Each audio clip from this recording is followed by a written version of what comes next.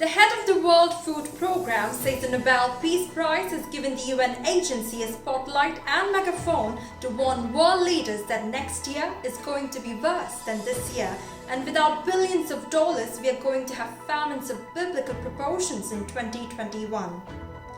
David Beasley said in an interview with the Associated Press that the Norwegian Nobel Committee was looking at the work the agency does every day in conflicts, disasters and refugee camps, often putting staffers' lives at risk to feed millions of hungry people, but also to send a message to the world that it's getting worse out there and that our hardest work is yet to come. Beasley recalled his warning to the UN Security Council in April that as the world was dealing with the coronavirus pandemic, it was also on the brink of a hunger pandemic that could lead to multiple famines of biblical proportions within a few months if immediate action wasn't taken. We were able to avert it in 2020 because the world leaders responded with money, stimulus packages, deferral of debt, he said. He has been using the Nobel to meet leaders virtually and in person, talk to parliaments and give speeches to sensitize those with power to this tragedy that we are facing, crises that really are going to be extraordinary over the next 12 to 18 months.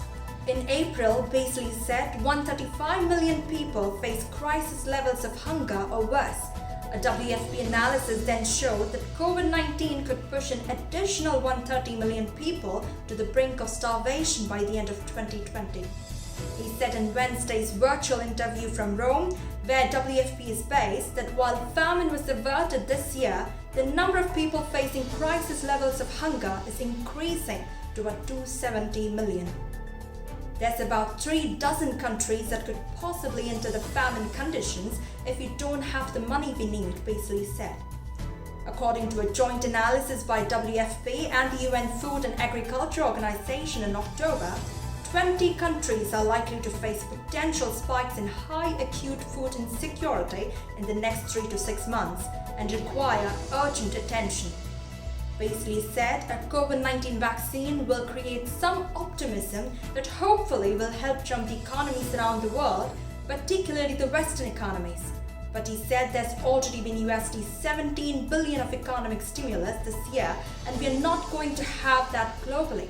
We are very concerned that with deferred debt payments for low and middle-income countries resuming in January, new lockdowns and the rippling economic impact, 2021 is going to be a very bad year.